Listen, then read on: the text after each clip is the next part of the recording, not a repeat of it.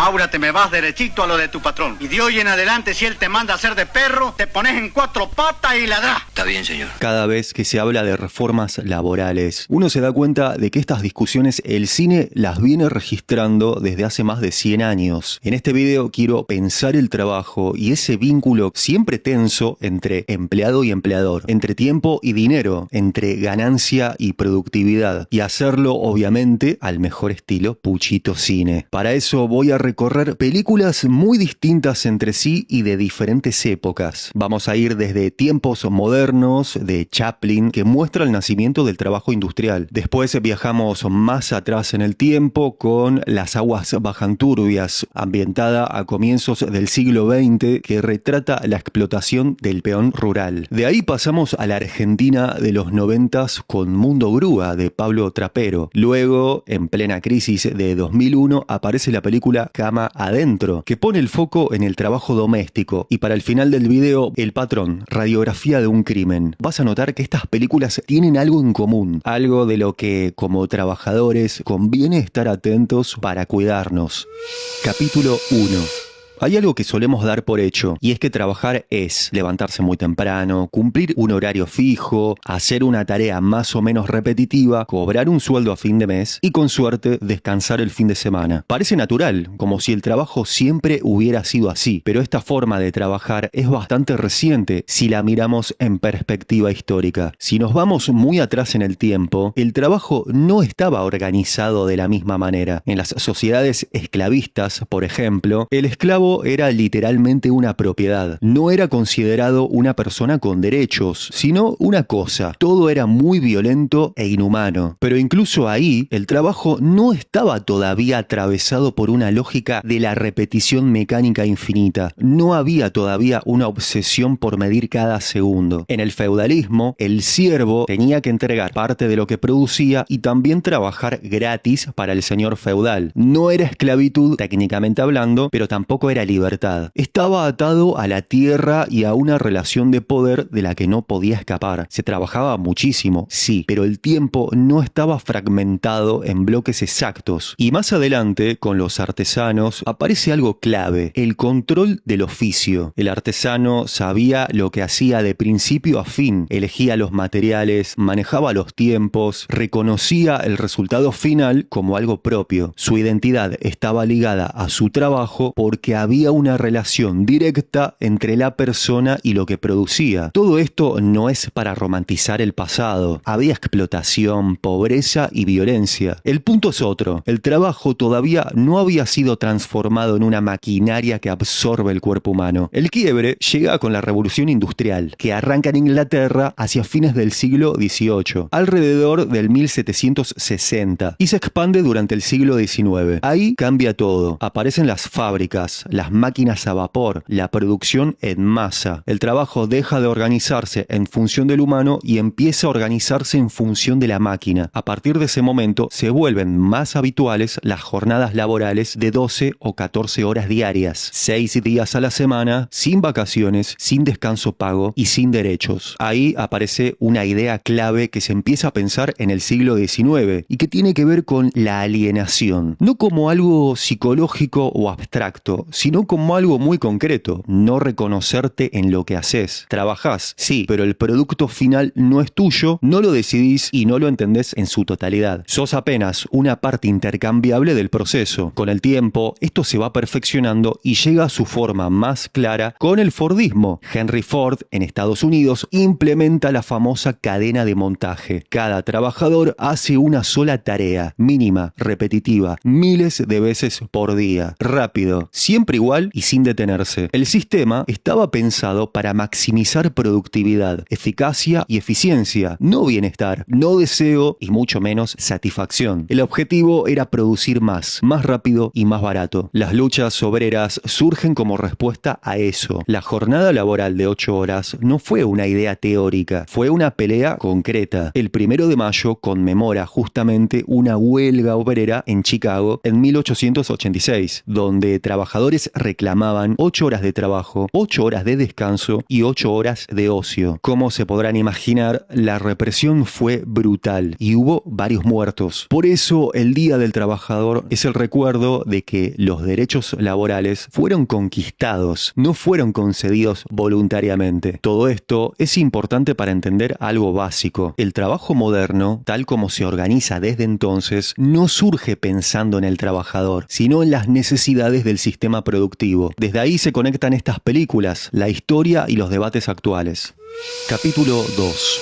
Tiempos Modernos, producida, escrita y dirigida por Chaplin, se estrena en el año 1936. La fecha no es un detalle menor. Chaplin está filmando en pleno auge de la industrialización, en un mundo que ya naturalizó la fábrica, la cadena de montaje y la idea de que el tiempo del trabajador tiene que ser aprovechado al máximo. Y lo interesante es que Chaplin no exagera nada, no está deformando la realidad para hacerla graciosa. Lo que hace es traducirla al lenguaje del cuerpo. Por eso la película funciona muy bien hoy en día. Desde la primera secuencia, Chaplin deja claro de qué va todo esto. La película arranca mostrando un rebaño de ovejas avanzando rápido, apretadas, todas juntas y mediante un fundido encadenado, esa imagen se funde con obreros entrando a una fábrica. La comparación es increíble. Los trabajadores se dirigen a la fábrica como un gran rebaño. Ya dentro de la fábrica vemos el flujo de trabajo. Chaplin aprieta tornillos. Ese es su trabajo, nada más. No construye algo, no entiende el proceso completo, no ve el resultado final. Aprieta tornillos a un ritmo que él no decide. El ritmo lo marca la máquina que regula el jefe de la empresa. Un jefe que todo el tiempo va aumentando cada vez más la velocidad de producción. Ese gesto mínimo del trabajador, repetido una y otra vez, empieza a quedarse pegado en el cuerpo. Primero es trabajo, después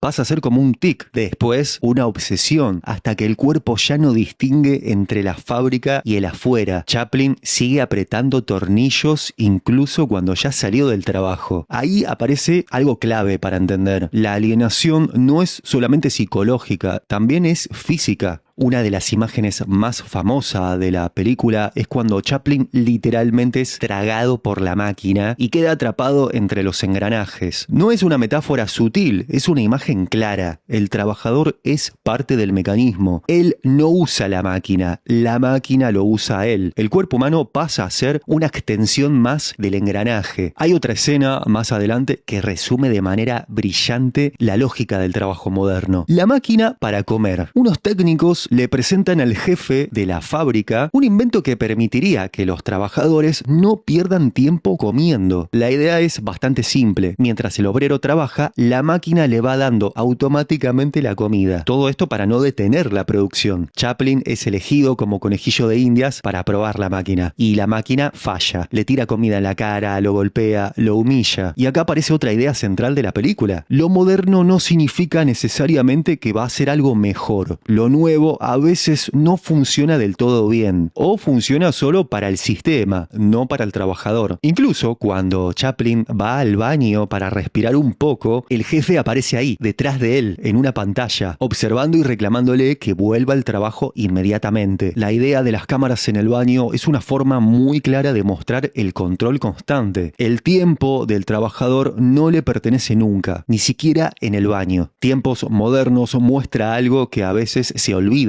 la respuesta de los trabajadores. Chaplin levanta una bandera y termina encabezando una manifestación obrera sin darse cuenta. Y esto es lo brillante del guión. Él no es un líder político. Él no entiende del todo lo que pasa, pero igual es reprimido por la policía. La escena es absurda y graciosa, pero el trasfondo es bastante serio. Organizarse, protestar, reclamar siempre tuvo consecuencias. Y lo que es peor todavía, el sistema no se pone del lado del más débil. No equipara las fuerzas de poder disparejas. El sistema defiende al más fuerte. Todo esto dialoga directamente con la historia del movimiento obrero. Jornadas interminables, accidentes laborales, explotación infantil, abuso de poder. Los derechos que hoy parecen básicos surgen como respuesta a este tipo de condiciones. Nada de eso fue un gesto de buena voluntad. Y quiero agregar algo que no puedo dejar pasar en esta parte. Chaplin en la fábrica me recuerda mucho a la película Robocop de 1986. 1987, porque esa película es en el fondo el sueño del poseedor del capital, tener un trabajador que no duerme, no come, no descansa y no se queja. Les diré qué debemos hacer.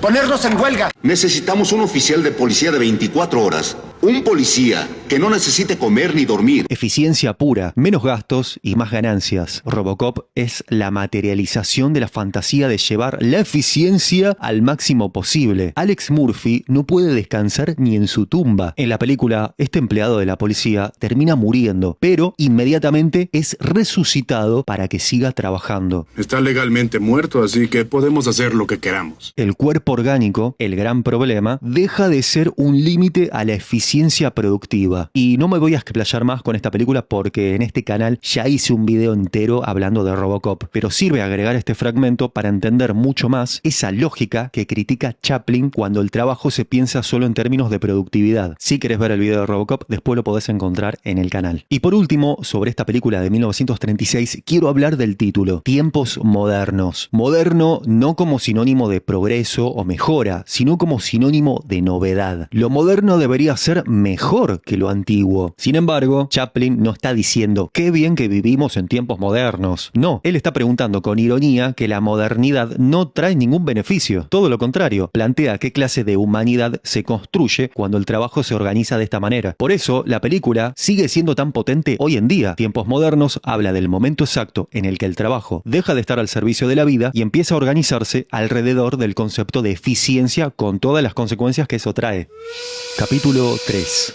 Para entender de verdad de dónde vienen muchas de las discusiones actuales sobre el trabajo, hay que ir todavía más atrás, antes de la época que retrata Chaplin. Había una forma de trabajo que fue brutal durante décadas, el trabajo rural. Y acá una película clave del cine argentino que cuenta muchísimo sobre esto. Las aguas bajan turbias, dirigida por Hugo del Carril, estrenada en 1952. La película retrata los comienzos del siglo XX, entre el 1900 y 1930 aproximadamente, y se centra en los peones que trabajaban en los yerbatales del noroeste argentino, especialmente en Misiones. Río abajo solían venir los cadáveres boyando, cadáveres sin rostro, sin nombre, sin familia, pero siempre estaban los que partían, brasileños, paraguayos y peones de nuestro litoral acudían a posadas atraídos por el engaño de las ganancias. Para entender la película hay que explicar algo básico. Esos trabajadores no eran esclavos en términos legales, pero en la práctica vivían en un sistema muy cercano a la esclavitud. Eran reclutados con promesas de trabajo, trasladados lejos de sus lugares de origen y endeudados desde el primer día. Esa deuda, por comida, por alojamiento, por herramientas, hacía que no pudieran irse, quedaban como atrapados. Trabajaban para pagar una deuda que nunca terminaba de saldarse.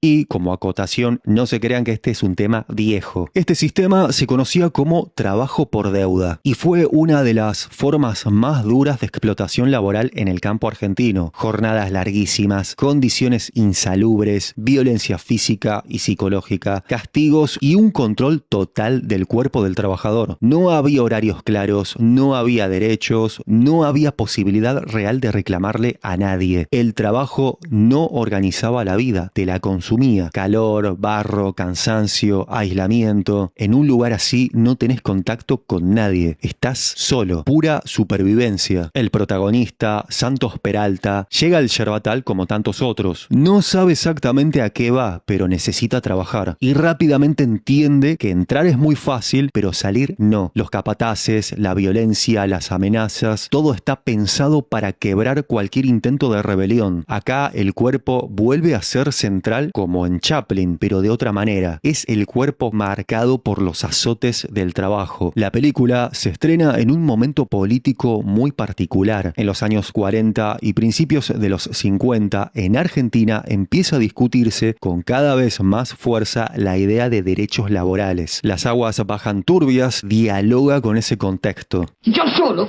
no puedo ni moverlo. Pero todos juntos sí podemos, ¿verdad? Ese es el sindicato. Un solo hombre no puede nada, pero todos juntos sí. ¿Y el sindicato dónde queda? Por todas partes. No es una película neutral. Denuncia un sistema de explotación que durante décadas fue tolerado y naturalizado. Muestra que el trabajo rural, lejos de ser más libre que el trabajo industrial, podría ser incluso más cruel y mortal. El trabajador estaba desamparado, librado a la suerte y el humor de su patrón. El trabajador no era un sujeto de derecho, era fuerza de trabajo descartable. Si se moría, se cambiaba por otro y listo. Obviamente, muchos trabajadores terminaban muriendo, ya sea por las condiciones deplorables o por intentos de fuga o rebelión. Y eso conecta con todo lo que ocurrió después a nivel político. La película, vista desde hoy, recuerda algo bastante simple. Muchas conquistas laborales no aparecieron por capricho, sino para poner un límite a situaciones como estas. Y cada vez que esos derechos se relativizan o se habla de flexibilizarlos, ablandarlos, sin mirar la historia, el riesgo es volver a formas de trabajo que ya conocemos demasiado bien, no como algo del pasado, sino como algo que todavía existe hoy, aunque elijamos pensar que estas cosas ya no existen.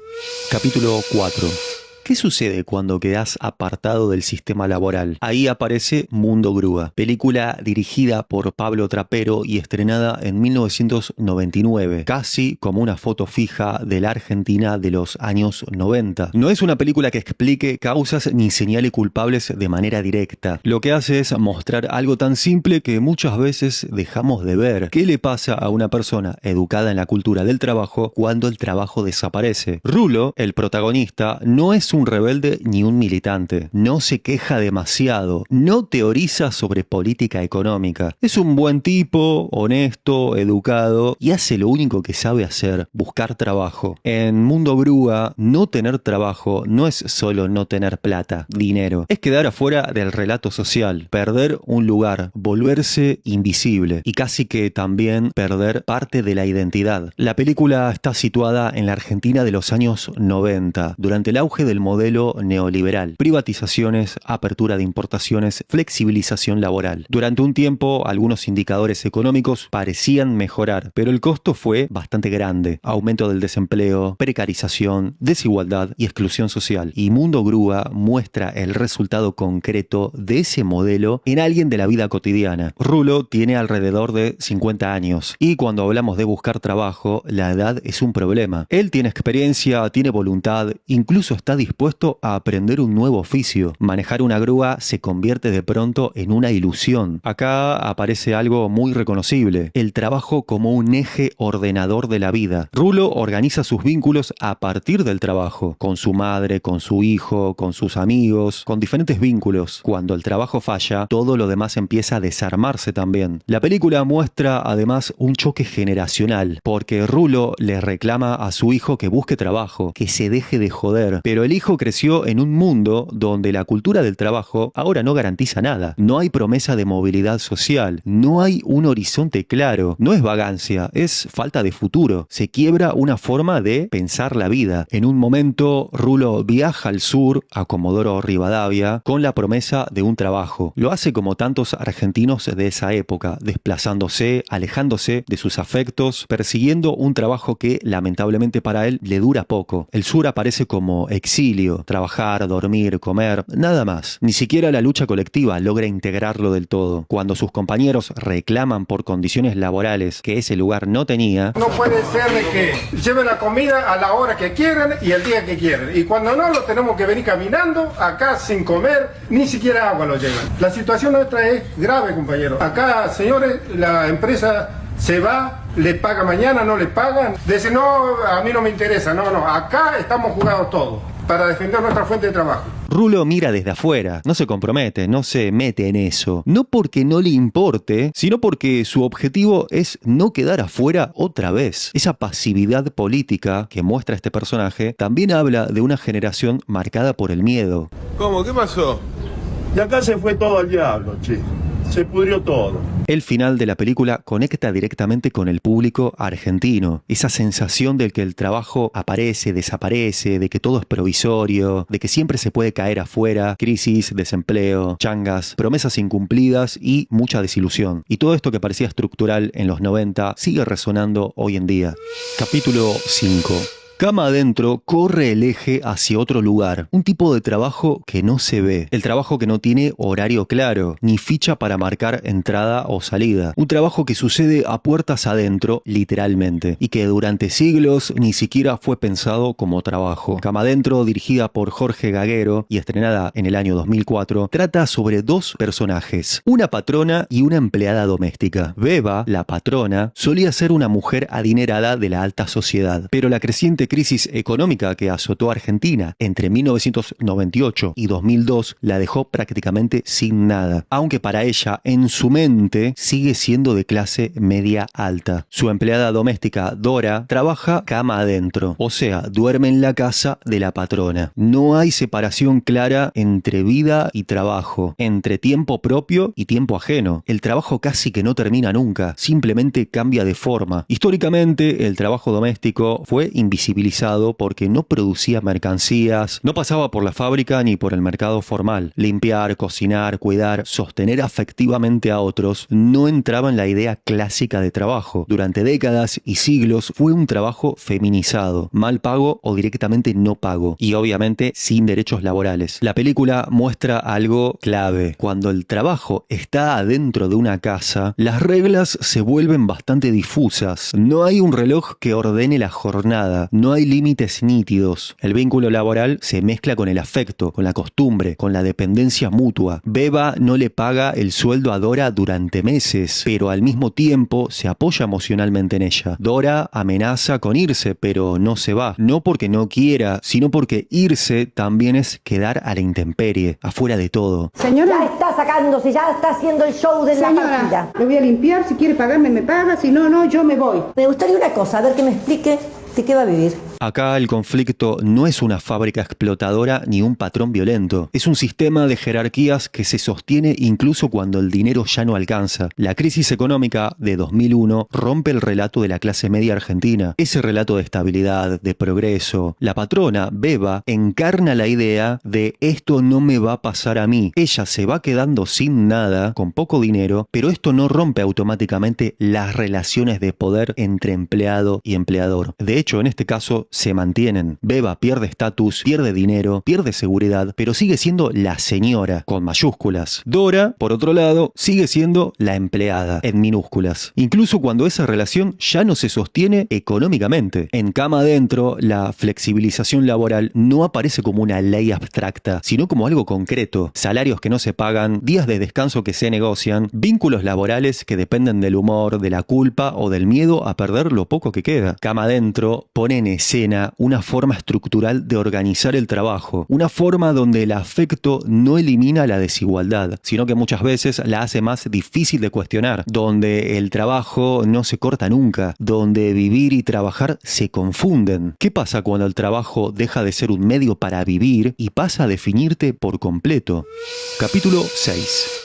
El patrón, radiografía de un crimen, fue dirigida por Sebastián Schindel y se estrenó en 2015. Está basada en la novela de no ficción de Elías Neumann, el abogado defensor de Saldívar, quien inspiró al personaje de Hermógenes en la película. Esta historia real transcurre en Buenos Aires entre 1967 y 1985. Retrata los 18 años en los que este trabajador vivió sometido al control de Don Latuada en una de sus carnicerías. Esta película la podés encontrar en Netflix y te aviso que es bastante fuerte de ver. Hermógenes es un trabajador rural, analfabeto, con una discapacidad física, que migra desde Santiago del Estero a Buenos Aires buscando trabajo. Él no busca ascender socialmente ni realizarse en el camino del éxito, simplemente busca sobrevivir. Consigue trabajo en una carnicería y a partir de ahí queda atrapado en una relación completamente desigual con su patrón. Trabaja en negro, vive en condiciones precarias, no tiene horarios, no tiene salario estable, no tiene posibilidad real de irse. El patrón lo tiene acorralado bajo amenazas. Vos te quedás acá porque me debés.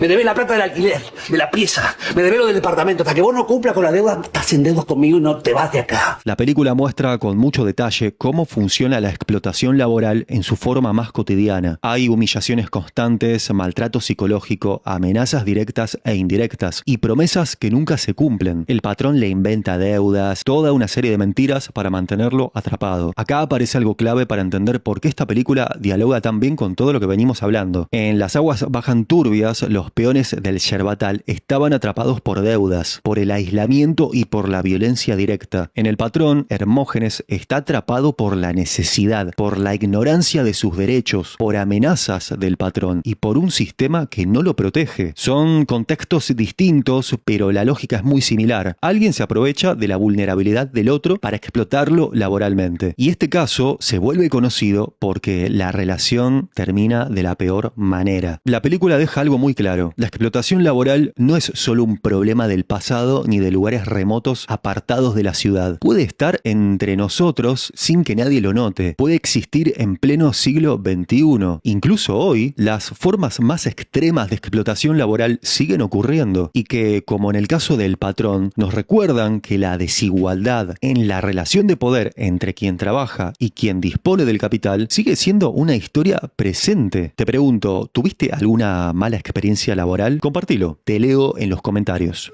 Capítulo extra. Ahora te me vas derechito a lo de tu patrón. Y de hoy en adelante, si él te manda a hacer de perro, te pones en cuatro patas y ladrás. Está bien, señor. La Patagonia Rebelde, estrenada en 1974, dirigida por Héctor Olivera, es una película argentina en la que actúan Federico Lupi, Luis Brandoni y Héctor Alterio. Lo más relevante es que la película narra hechos históricos reales. Te advierto, tiene escenas muy fuertes, pero el final es épico. La historia transcurre en la misma época que Las aguas bajan turbias, con la misma problemática: peones rurales explotados laboralmente. En este caso, al otro extremo del país, o sea, pasamos del norte al sur argentino. Entre 1920 y 1921, en la provincia de Santa Cruz, miles de peones rurales, la mayoría inmigrantes, iniciaron huelgas para reclamar condiciones laborales mínimas. Los mozos y el personal de cocina del Hotel Argentino trabajamos desde las 6 de la mañana y hasta las 12 de la noche. Y por todo eso se nos pagan 80 miserables pesos, me cago en... Y al que levanta un poco el copete, lo echan y ya no puede entrar en ningún otro hotel. El gobierno nacional envió al ejército para restablecer el orden. El militar a cargo fue el teniente coronel Héctor Varela, interpretado por Alterio. Primero negocia una tregua que prometía mejoras, pero los estancieros no cumplieron lo pactado. Cuando las huelgas se reanudaron, el ejército volvió con otra orden: reprimir. Fueron fusilados entre 1000 y 1500 trabajadores rurales. Acá no podemos hacer una guerra académica. Las órdenes que tenemos son bien claras. Liquidar de cuajo la subversión. Pena de muerte. Todo aquel que se resista será pasado por las armas, sin pestañear. Que a nadie se le aflojen las piernas. Fue una de las masacres obreras más grandes de la historia argentina. Capitán, 4 tiros. Ni en la guerra europea. Y la película reconstruye todo este proceso: la organización obrera, las tensiones internas, la traición de las promesas oficiales y el momento en el que el Estado decide que el conflicto laboral se resuelve con la pena de muerte. Los explotadores patagónicos cotizan menos al hombre que al mulo o al caballo, ya que hoy un trabajador se sustituye por otro, sin costo alguno. En Las aguas bajan turbias, el Estado prácticamente no aparece como actor visible. Lo que vemos es un sistema de explotación privada, con capataces, patrones, violencia empresarial directa. El poder es patronal, casi que feudal, y la represión es ejercida por la estructura del establecimiento. En cambio, en la Patagonia Rebelde, el Estado sí aparece, y de forma explícita. Es el ejército argentino el que ejecuta los fusilamientos bajo órdenes institucionales. Y esta historia al principio no se conocía tanto, y ahí es donde aparece un historiador y periodista argentino llamado Osvaldo Bayer, que se dedicó a investigar lo que el poder quiso ocultar. Él comenzó a publicar su investigación sobre todos estos acontecimientos en el año 1972 en un libro que se tituló originalmente como Los Vengadores de la Patagonia Trágica. Fue una investigación histórica donde recopiló documentos judiciales, archivos militares, testimonios y reconstruyó los hechos de 1921 a 1922. Pero lo más curioso es que este conflicto no terminó en 1921. 1921. La película fue autorizada en 1974, pero poco después fue prohibida. Parte de su equipo debió exiliarse, e increíblemente esta lucha de intereses por la memoria del pasado sigue vigente hoy en día, ya que el 25 de marzo del año 2025, en Río Gallegos, una topadora de Vialidad Nacional destruyó el monumento levantado en memoria de Osvaldo Bayer y de los obreros fusilados. Lo hicieron con maquinaria estatal, en un lugar simbólico, la entrada a la provincia que se levantó contra la represión obrera hace más de un siglo. Y nuevamente queda algo claro: reclamar por derechos, cuando algunos los tienen y otros no, siempre conlleva consecuencias. En 1921 y también en la actualidad. Ahora te me vas derechito a lo de tu patrón. Y de hoy en adelante, si él te manda a hacer de perro, te pones en cuatro patas y ladrás.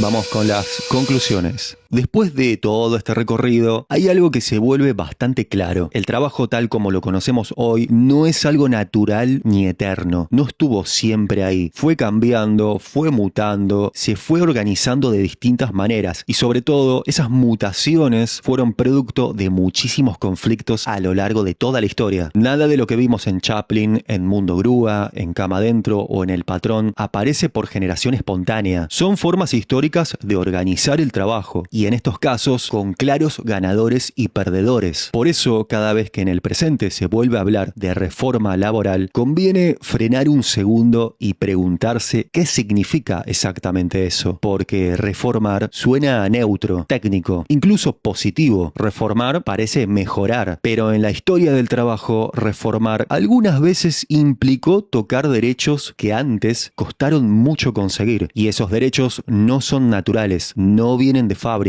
Fueron producto de conquistas históricas, como estuvimos viendo. La jornada laboral limitada, el descanso semanal, las vacaciones pagas, la indemnización por despido, una estabilidad mínima. Todo eso aparece como respuesta a un tipo de trabajo que explotaba cuerpos, tiempos y vidas. No surgieron porque alguien se despertó un día con buenas intenciones, sino porque hubo huelgas, protestas, represión y muertos. El 1 de mayo, que hoy parece una fecha simbólica más, recuerda justamente eso, que hubo trabajadores que dieron la vida reclamando algo tan básico como no trabajar 14 horas por día. Y cada vez que se vuelve a discutir una reforma laboral, el argumento suele ser parecido. Hay que flexibilizar para que haya más trabajo. Que si se bajan los costos, que si se sacan trabas, que si se deja que empleador y empleado se las arreglen entre ellos. Suena razonable, hasta que uno se detiene un segundo y se pregunta algo bastante básico. En esas negociaciones privadas, ¿quién tiene realmente el poder de decidir? ¿El que puede elegir entre contratar o no contratar, o el que necesita el sueldo para llegar a fin de mes? En esa negociación, ¿hay igualdad de condiciones para llegar a un consenso? Obviamente, reformas hay que hacer constantemente, producto de la evolución del tiempo. Esto es innegable, pero una cosa es reformar para equiparar fuerzas desiguales y otra es reformar para quitarle poder a una de las partes. Entonces surgen dudas. ¿Eficiencia a costa de qué? ¿Flexibilidad, productividad para beneficio de quién? El Estado, en teoría, entra en escena para equilibrar esa balanza, no para molestar, no para trabar, sino para poner un piso, un límite, un marco que diga hasta acá. No todo se negocia, no todo es mercancía, no todo se puede resolver con buena voluntad, porque la buena voluntad históricamente no alcanzó. Si hubiera alcanzado, no existirían ni el 1 de mayo, ni la jornada de 8 horas, ni el salario mínimo, ni las vacaciones pagas. Cuando se corre el Estado y se deja todo librado a la relación privada entre partes desiguales, el resultado casi nunca es justo. Y de esto hablan todas estas películas. Cada crisis económica volvió a poner sobre la mesa la idea de que los derechos laborales son un problema, que encarecen el trabajo, que impiden crecer. Es un discurso que aparece, desaparece y vuelve a aparecer. Lo nuevo no es la discusión, sino el contexto. Acá es donde el cine, la historia nos recuerdan qué pasa cuando se naturaliza la idea de que el trabajador siempre es el que tiene que adaptarse, el que tiene que ceder, el que tiene que aguantar. Nos recuerda que cada derecho que hoy parece excesivo fue en algún momento una respuesta a un abuso concreto. Volver a discutir el trabajo no es un problema en sí mismo. El problema es hacerlo como si empezáramos de cero y como si la culpa de esa falta de crecimiento laboral fueran las leyes que intentan equilibrar esa balanza de poder entre empleado y empleador, entre capital y fuerza de trabajo. trabajo. Quizás la pregunta no sea si hay que modernizar el trabajo, sino qué entendemos por moderno. Y Chaplin en 1936 ya habló un poco de esto. La historia muestra que lo nuevo no siempre es mejor y que muchas veces lo que se presenta como progreso es simplemente una forma distinta de volver a discutir cosas que ya parecían saldadas.